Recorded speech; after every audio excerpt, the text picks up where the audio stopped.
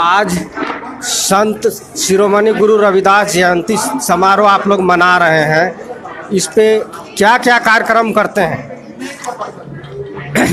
संत शिरोमणि गुरु रविदास का हम लोग प्रतिवर्ष यहाँ जयंती मनाते हैं और संगठित हो करके हम लोग एक साथ लंगर की भी व्यवस्था करते हैं, पूजा अर्चना करते हैं और उसके बाद जो भी कार्यक्रम है हरि कीर्तन भी होता है। हमारे समाज के महिला से बच्चे से लेकर बुजुर्ग तक लोग उपस्थित रहते हैं और प्रतिवर्ष हम लोग इस तरह से हर जगह संत शिरोमणि गुरु रविदास जी का जयंती मनाया जाता है। मेरा नाम है सहदेव राम, ये समिति का मुख्य संरक्षक हूँ। आज के संत शिरोमणि गुरु रविदास जी की 646वीं जयंती के अवसर पर मैं समाज से अपील करना चाहूँगा कि समाज के लोग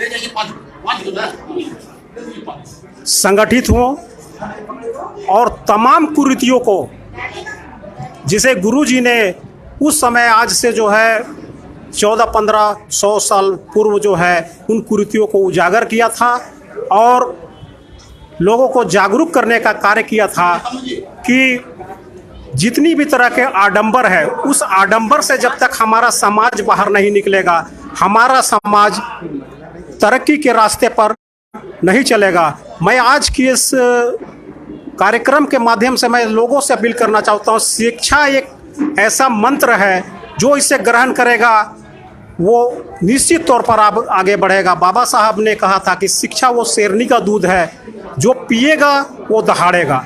शिक्षा एक ऐसा धन है जो ग्रहण करने के बाद जितना बांटेगा वो शिक्षा उसका उतना ही बढ़ता जाएगा। बाकी धन दौलत जो है कोई लूट लेगा, लेकिन शिक्षा जो है एक ऐसा धन है जो है कोई लूटेगा नहीं। और दूसरी बात है, जब तक हम शिक्षित नहीं होंगे, अपने हक और अधिकार को जो है हम लोग जो है समझ नहीं सकते हैं, और जब हम अपने हक और अधिकार को नहीं समझ सकते हैं तो फिर उसे ग्रहण करने का प्रयत्न भी नहीं कर सकते हैं।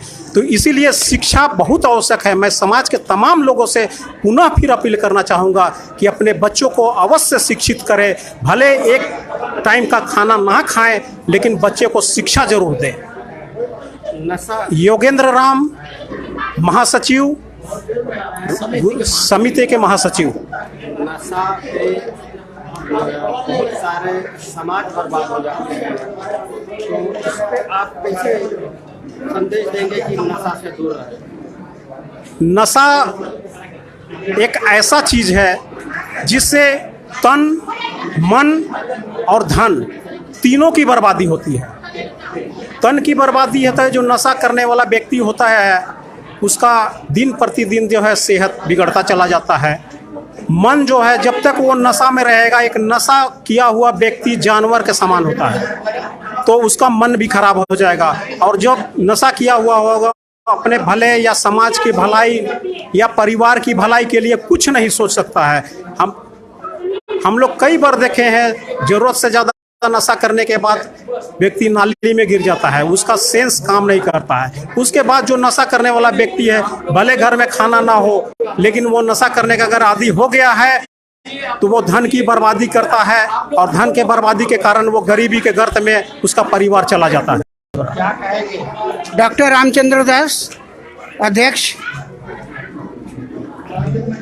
संत गुरु रविदास समिति कांके रोड रांची। क्या कहना चाहेंगे आज? मैं यही कहना चाहता हूँ कि हमारे गुरुजी ऐसे समय में प्रावधान हुआ था उनका, जबकि समाज में छुआछूत का नंगा नृत्य हो रहा था। उन्होंने छुआछूत को दूर करने के लिए बहुत कुछ प्रयत्न किए और संदेश दिए कि समाज में कोई भी आदमी किसी छोटा जाति भर जन्म लेकर के छोटा नहीं हो सकता है। वो अपने कर्मों से छोटा या बड़ा हो सकता है। यदि चोरी या चमारी या बेईमानी करता है तो कभी भी बड़ा नहीं हो सकता है। गरीब आदमी भी बड़ा से बड़ा आदमी बन सकता है, बशर्ते कि उसके पास सच्चाई हो, ईमानदारी हो, लगन हो। उन्होंने कहा है कि सच्चाई का सबसे बड़ा गुणगान। उन्होंने यह भी कहा है कि समाज में त्रुटियां हैं, उसको दूर करने के लिए बहुत कुछ किए हैं। जैसे उन्होंने शराब के बारे में बोला है कि ये नशाखोरी बहुत बड़ी चीज़ है, जिसके कारण हमारा समाज आज बहुत पिछड़ा है और हम बहुत आगे बढ़ नहीं पा रहे हैं। इसलिए समाज को मैं संदेश देना चाहता हूँ कि गुरु जी की वाणी आज के दिन में संकल्प हमें लेना है कि हम शराब ना पिएं। हम अपने देशवासियों को सभी को आग्रह करूँगा कि नशा एक ऐसी चीज़ है जो कि पशु से भी ज़्यादा बदतर हो जाता है नशा लेकर के। उन्होंने यह भी कहा है कि जात पात कोई बड़ी चीज़ नहीं है, कर्म की प्रधानता दी है। उन्होंने गरीबों से गुरु की महिमा उन्होंने कहा है कि गुरु बहुत बड़ी चीज़ होती है, गुरु के बिना हमें ज्ञान नहीं होता है।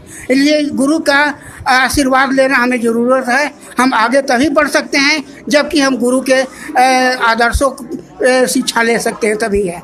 गुरु के बिना नहीं कर सकते हैं। उन्होंने समानता की भी बोला है।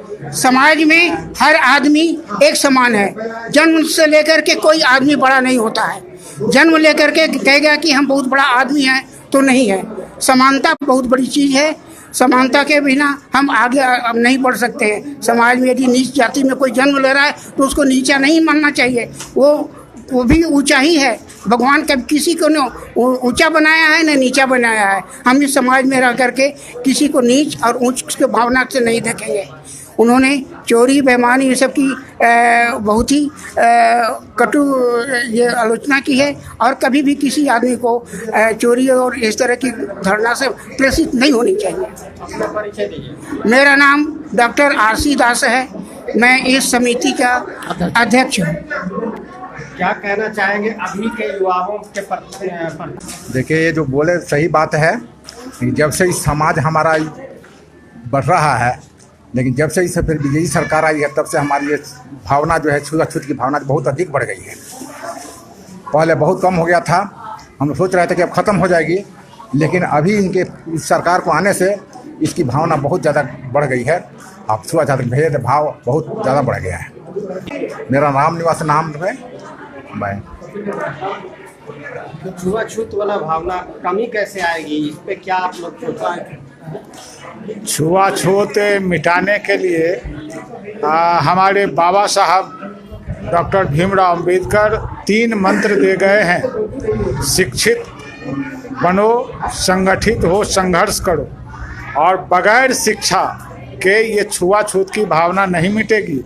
आज हमारा समाज जो भी इस रूप में आया है वो शिक्षा के बदौलत ही आया है। और जो शिक्षित होकर के डॉक्टर हैं, इंजीनियर हैं, तो उनके प्रति जो है समाज की भावना जो हमारे कमज़ोर समाज के लोगों के साथ रहता है उनके प्रति थोड़ा बदलाव तो आया है। उनसे छुआछूत कम हुआ है। उनके साथ बैठना भी पसंद करते हैं, बातचीत करते हैं। तो सबसे बड़ा छुआछूत की बीमारी जो है वो शिक्षा से ही दूर हो सकता है। शिक्षा, बाबा साहब भी कहें, शिक्षा वो शेरनी का दूध है जो पिएगा वो दहाड़ेगा। तो शिक्षा से ही ये समस्या का समाधान हो सकता है। बढ़ पाने का कारण क्या है? समाज को आगे बढ़ाने के लिए जितना घोषणा किया जाता है सरकार के द्वारा, वह समाज तक आता नहीं है। घोषणा तो बड़ा बड़ा हो जाता है। ये देखिए, हमारा समाज जहाँ से उठा था और वहाँ फिर वहीं लाने का प्रयास किया जा रहा। जितना सरकारी विद्यालय है वो करीब करीब सब बंदी की कगार पे है। सब प्राइवेट स्कूल दिनों दिन बढ़ते जा रहा है, जिसका फीस हम लोग बियर नहीं कर पा रहे हैं, हमारा समाज बियर नहीं कर पा रहा है। तो कहाँ हमारा बच्चा फिर पढ़ेगा? सरकार की घोषणा तो बहुत होती है, लेकिन धरातल पर कुछ नहीं होता है हमारे समाज के लिए। हमारा समाज आज भी संघर्षरत है। जितना हम लोग पढ़ लिए बोड़ा छाप स्कूल में, आज बच्चा नहीं हम पढ़ा पा रहे हैं। हम नौकरी करने वाले भी बढ़िया स्कूल में अपने बच्चे को नहीं पढ़ा पाते हैं। ये सरकार की नीति है, कहती कुछ है, करती कुछ है। वास्तव में हमारे समाज को वो नीचे ही दबा के रखना चाहती है। लोग भी जो है, हालांकि मुट्ठी भर लोग हैं, चंद लोग हैं, लेकिन वही लोग हमारे समाज को दबाए हुए हैं। हमारा समाज के लोग भी सब वही लोग के साथ रहता है। और जानते हैं, बड़ा बड़ा पेड़ को एक छोटा सा लोहे का कुल्हाड़ी काट देता है। कारण क्या होता है?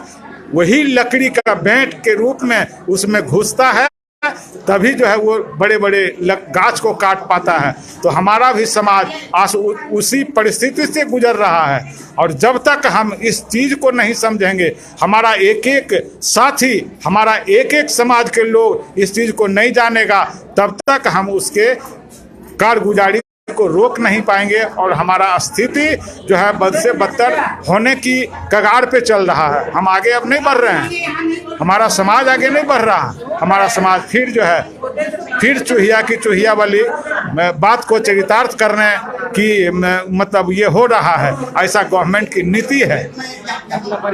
मैं गोरेलाल पासवान धावन नगर से हूँ।